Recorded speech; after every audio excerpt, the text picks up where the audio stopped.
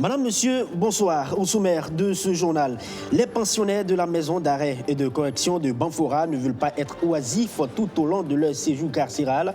Ils apprennent la menuiserie, s'initient en élevage et en jardinage, des activités qui sont menées pour permettre aux détenus de s'occuper une fois hors de la prison. Vous allez le voir, c'est avec beaucoup d'enthousiasme qu'ils apprennent ces métiers, non sans oublier les difficultés émises par la MACB qui est résumée à la surpopulation de la maison, immersion dans cette prison. Dans un instant. Il s'appelle Ibrahim Ouattara, dit Ouattibé, l'homme pour qui la fabrication du Bogolan n'a plus de secret. Un tissu teint avec plusieurs matériaux, mais avec quelle technique, quelle couleur utiliser pour créer des t-shirts, des pagnes et bien d'autres. Comment les dessins sont réalisés sur ce Bogolan. Pour lui donner une fière allure, Ouattibé, l'homme qui façonne ces tissus traditionnels, nous dévoile tout son savoir-faire dans ce 13h. Vous le verrez tout à l'heure. Et c'était les titres. Bienvenue à tous si vous nous rejoignez sur BF1. Avant de développer ces titres, je vous livre cette note émanant du gouverneur de la région du Sahel. Le colonel Rodolphe Sorgho informe qu'une cinquantaine de femmes ont été respectivement enlevées par des groupes armés terroristes à une cinquantaine de kilomètres de Arbinda et dans une autre localité située du côté ouest, toujours dans la même commune, c'est dans le Soum. Et ces femmes étaient sorties à la recherche de fruits sauvages, ajoute le communiqué, tout en exprimant sa solidarité aux familles de ces femmes enlevées. Le gouverneur de la région du Sahel rappelle qu'après cet acte, des recherches ont été entreprises en vue de retrouver l'ensemble des victimes. Et ces groupes armés terroristes d'une autre branche se sont signalés aussi en République démocratique du Congo en tuant 10 personnes et blessant au moins 39 autres hier dimanche en plein culte. Ce triste bilan est donné par les autorités congolaises après une attaque perpétrée donc par un groupe armé affilié à l'État islamique. Cette attaque est survenue dans une église protestante évangélique de Kasindi, dans la province du Nord Kivu. Un premier suspect de nationalité kenyenne a été arrêté. Les précisions avec le confrère Africa News. Au moins 10 personnes ont été tuées dimanche dans un attentat à la bombe en République démocratique du Congo. L'attaque attribuée à un groupe armé affilié à l'État islamique par les autorités congolaises a eu lieu dans une église protestante évangélique de Kasindi, dans la province du Nord Kivu. Selon le dernier bilan des autorités congolaises, au moins 39 autres personnes ont également été blessées. Nos services ont recensé 10 corps et 39 de nos compatriotes ont été blessés par cet engin explosif improvisé. Si des enquêtes sont encore en cours, un premier suspect de nationalité kenyane a été arrêté. Les autorités congolaises soupçonnent toutefois les forces démocratiques alliées ADF, rebelles musulmans d'origine ougandaise, actifs dans le Nord Kivu et au sud de l'Ituri. Bel et bien des actes terroristes perpétrés par les terroristes ADF-MTM qui a subi des exactions, qui a subi des pertes dans son rang dans plusieurs champs de bataille par les forces armées de la République démocratique du Congo.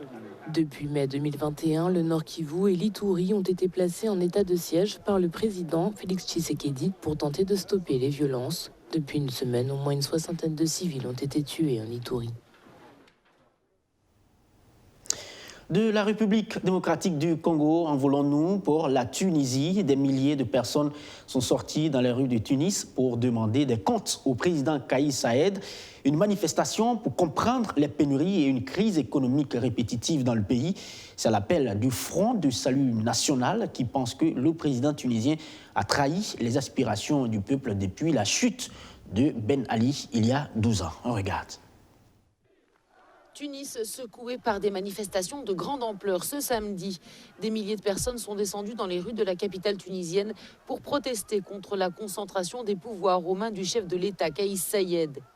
Dénoncer une dictature instaurée par le président en place après un coup d'État le 25 juillet 2021 était le mot d'ordre du principal rassemblement organisé par la coalition d'opposition Front de Salut National.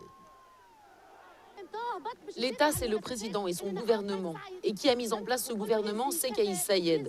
Donc c'est à lui de rendre des comptes sur ce qu'il n'a pas fait pour le pays depuis 1 an et demi. Et il n'a rien fait. Il a monopolisé les autorités et les institutions. Il a fait des promesses. Il ne les a pas tenues. De très nombreux manifestants protestaient aussi contre la dégradation de la situation économique en Tunisie et la détérioration de leurs conditions de vie. Les Tunisiens sont confrontés à des pénuries chroniques, une inflation supérieure à 10%. La pauvreté touche 20% des 12 millions d'habitants que compte le pays.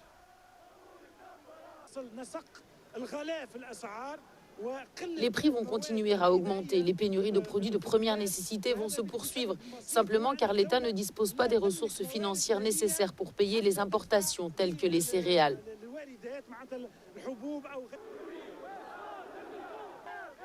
Dans une manifestation de partis de gauche au centre-ville, certains militants, eux, réclamaient avec force du travail face à un taux de chômage supérieur à 15%.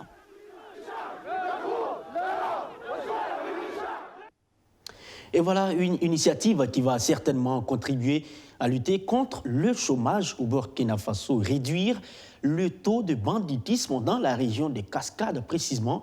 Il s'agit de jeunes hommes et femmes qui sont détenus à la maison d'arrêt et de correction de Banfora. Au sein de cette prison, les détenus pensent à leur réinsertion socio-professionnelle une fois leur séjour carcéral terminé. Ils ont décidé d'apprendre pour certains la menuiserie, l'élevage, le tricotage et pour d'autres le jardinage. Estimé à près de 200 pensionnaires, ces prisonniers se montrent disponibles à apprendre ces métiers et ils ont déjà réalisé certaines œuvres. Immersion donc à la Macébé avec Cédric Wilfried Mabio. Prison, jeunesse et espoir. À l'atelier de menuiserie de soudure, des détenus sous la supervision de leurs responsables sont à l'œuvre afin de parfaire leurs différents ouvrages. Pas mal de choses qu'on fait. Comme de suite, on est en train de nous couper du bois. Il y a des trucs qui sont là, on est en train de monter. Bon, la collaboration, il n'y a pas de problème. Ça se passe bien. Sinon, depuis, je suis là avec eux. Jusqu'à ce jour, il n'y a pas de problème. Tout se passe correctement. Maison d'arrêt et de correction de Banfora, dans la région des Cascades. Dans cet établissement pénitentiaire, près de 200 détenus pour la seule année de 2022 ont décidé de faire de leur séjour en milieu carcéral des moments d'apprentissage et de formation en élevage, menuiserie et jardinage, afin de pouvoir s'insérer plus aisément dans la société après écoulement de leur peine. Nous retrouvons parmi ces détenus ces dames tricoteuses et également élèves en apprentissage de la langue bambara. Moi-même, je ne comprends même pas le djoula là, mais avec l'alphabétisation, un peu, je me débrouille en djoula.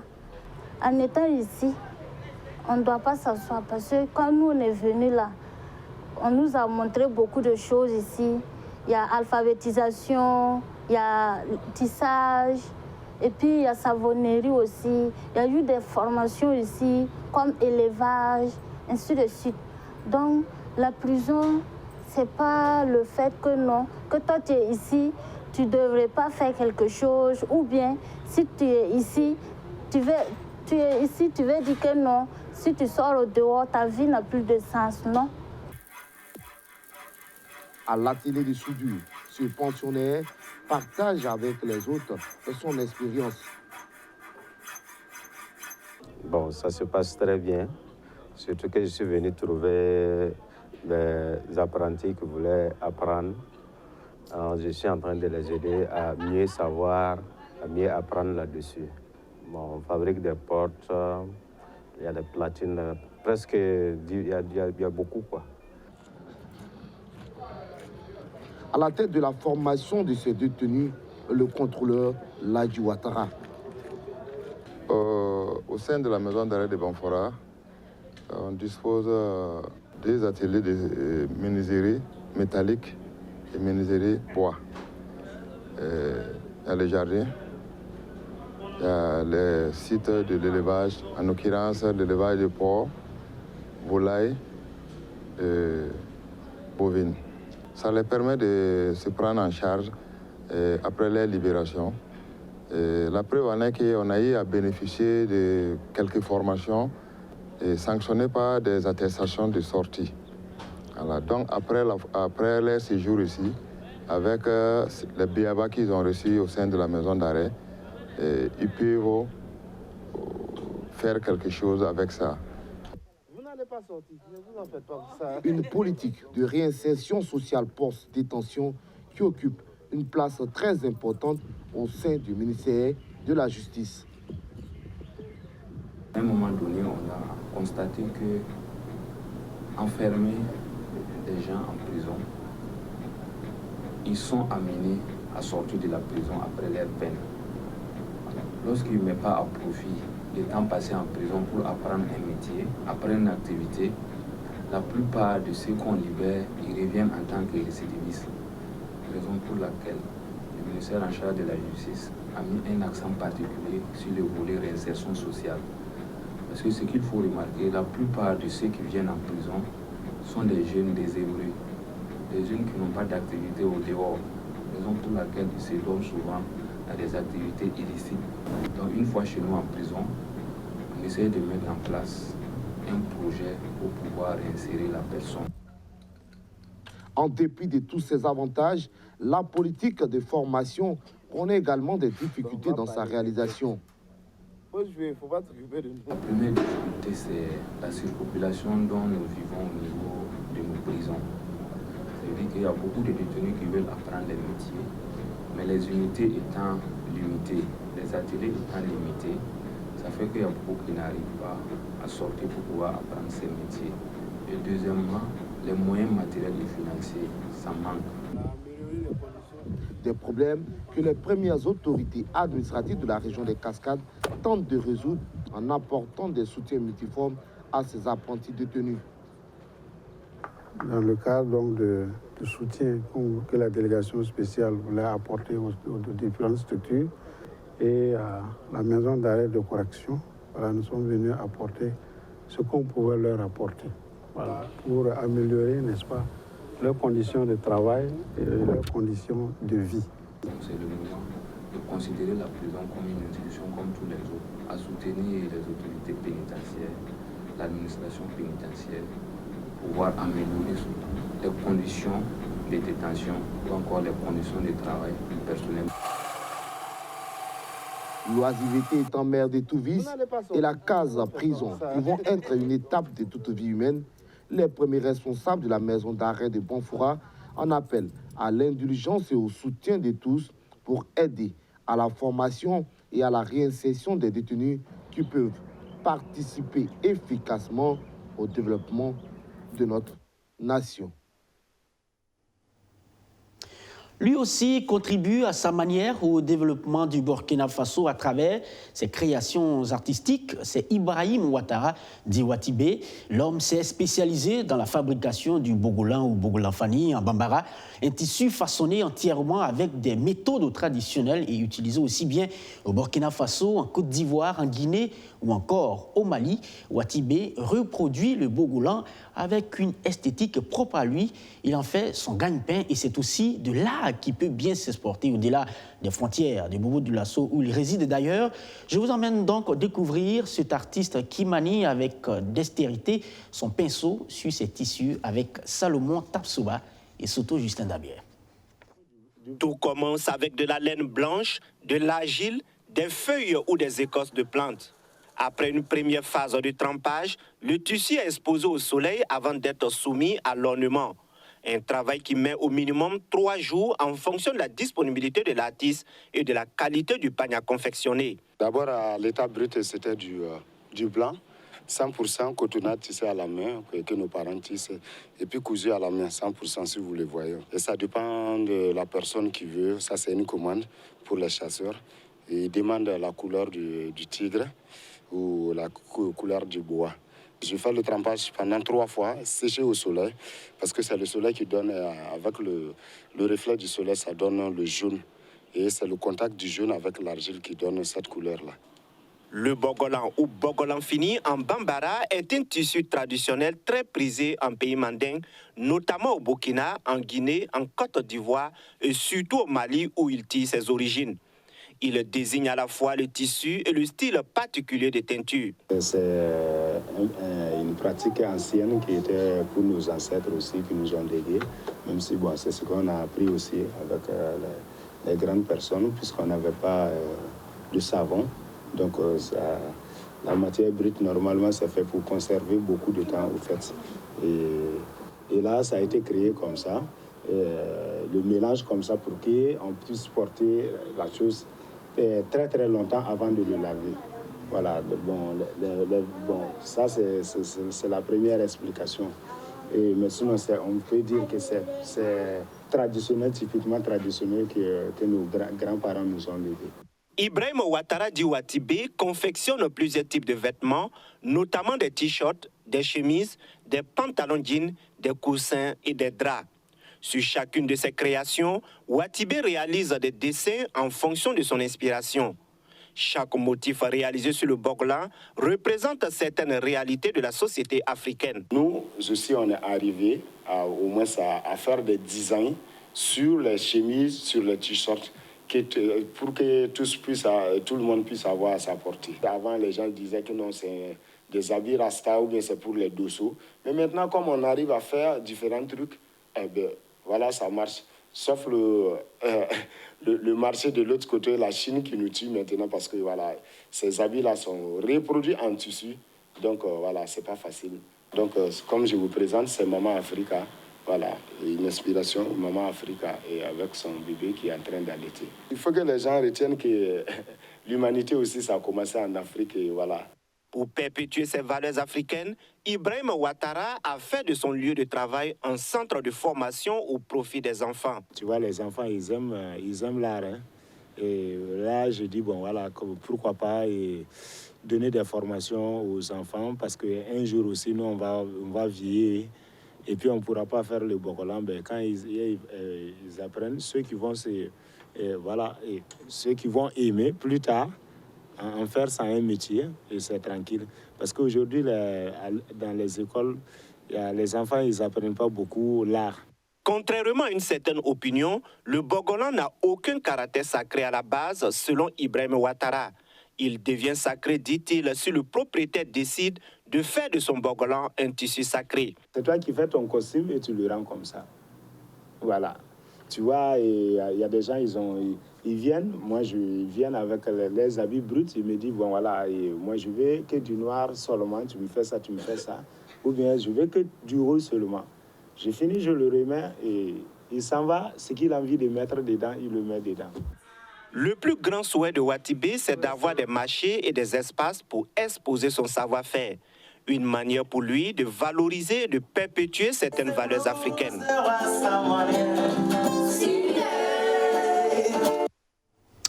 Les créations de Watibé peuvent certainement évoluer avec le temps et pourquoi pas représenter les tissus, les dessins sur le tissu d'abord de façon numérique. C'est l'un des domaines de prédilection des étudiants du Burkina Institute of Technology.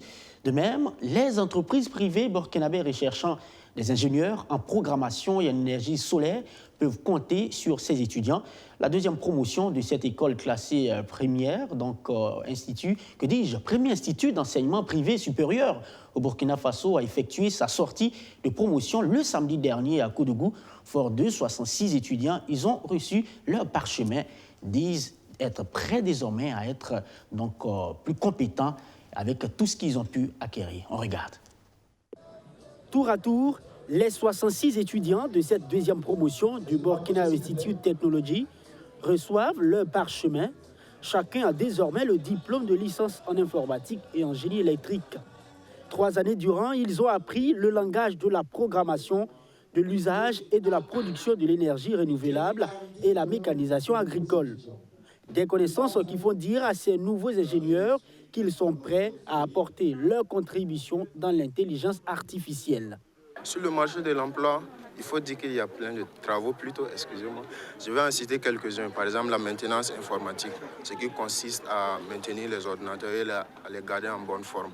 Il y a également la programmation. Nous sommes capables de programmer des sites web, des applications. On peut l'exploiter, le soleil, afin de convertir en énergie à travers des cellules photovoltaïques communément appelées les panneaux solaires. Une compétence acquise grâce à l'encadrement technique de BIT. Créé seulement depuis 2018, l'Institut compte plus de 300 étudiants et certains sont déjà sur le marché de l'emploi à l'international, comme à Dubaï ou en Côte d'Ivoire. Le rapport vient réduire le taux de chômage car les sortants sont des entrepreneurs qui pourront révolutionner les défis présents du Burkina Faso dans la technologie. En tant qu'entrepreneur, c'est toujours mettre en place une équipe qui pourra toujours solutionner. Parce que nous sommes un pays là où, comme vous le savez, il y a beaucoup de défis à relever, parlant de l'intelligence artificielle de nos jours qui apporte des solutions de suivi, de détection, même si on parle sur le côté sécuritaire, détection des visages, détection de présence ou détection même d'armes. C'est justement pour venir à bout de tous ces challenges et répondre aux attentes urgentes des Burkinabés que l'ONG The Sten Stewart Institute a lancé la création de cet établissement, ce qui conforte le ministère en charge de l'enseignement supérieur. Dans l'histoire du Burkina, la tendance de l'éducation, c'est qu'on aille à la fonction publique à la fin de la formation. Nous avions vu qu'aujourd'hui, au Burkina, il y a une saturation, même au niveau de la fonction publique. Donc il fallait former des jeunes leaders qui soient capables de transformer notre pays en créant des entreprises. Notre continent reçoit 60% des meilleures ressources de la planète en matière d'ensoleillement, mais ne dispose que de 1% de la capacité photovoltaïque mondiale. Le Burkina, qui en tirant parti de son potentiel inexploité, pourrait devenir l'un des acteurs principaux sur ce marché. Il est bon de le savoir, cette deuxième promotion a été baptisée Futur, une manière pour inciter et motiver les apprenants à demeurer dans le travail car les défis du Burkina Faso restent énormes pour un véritable développement dans plusieurs secteurs. On termine ce journal et on parle de sport football. Le championnat national de football a entamé le week-end dernier sa phase retour. L'étoile filante de Ouagadougou en déplacement à Zignari a perdu devant Majestic 1-0. Une défaite qui envoie les Bleus et Blancs dans la zone de relégation. Il se classe donc au 15e sur 16, mais en s'appuyant sur la deuxième période de son équipe, l'entraîneur Cheikh Ahmed Ouattara trouve des raisons d'espérer pour revenir de la plus belle des manières. Images et commentaires, Madi Zongo, Amadou Diko. L'étoile filante de Ouagadougou se déplaçait à Zignari pour affronter le Majestic pour cette 16e journée. Les Bleus Blancs devraient gagner pour s'éloigner de la zone dangereuse. L'entame aurait pu être idéale si Landry Banadi avait transformé l'occasion de la 5e minute. Première période, les 15-10 premières minutes, on était au-dessus de cette équipe. Si peut-être si nous on prenait l'avantage et on allait terminer le match 1-0. Bon, on n'a pas su être efficace. Après le premier quart d'heure, le Majestic reprend le contrôle du jeu. À la 38e minute, Ben Rachid Dao, décalé sur le côté gauche, met la balle hors de portée de Philippe Lapé-Marie.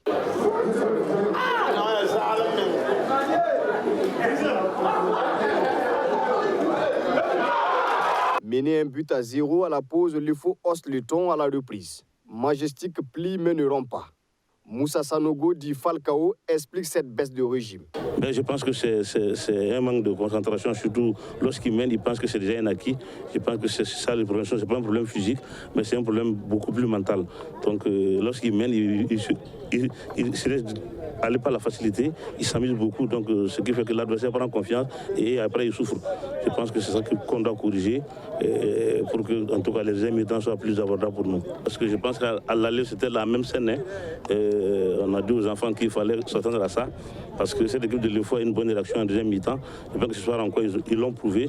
Au coup de sifflet final, c'est le soulagement chez les Rouges et Noirs. Seconde mi-temps, on a beaucoup souffert. L'essentiel, c'était de prendre les 3 points. Je pense que c'est le plus important. Donc, on va oublier ce match et puis préparer déjà le match qui vient. Malgré la défaite, le coach de l'UEFA trouve des raisons d'espérer. On a vu beaucoup de choses. Tout n'a pas été mauvais. Parce qu'une défaite aussi, c'est ça. Alors, il faut savoir analyser.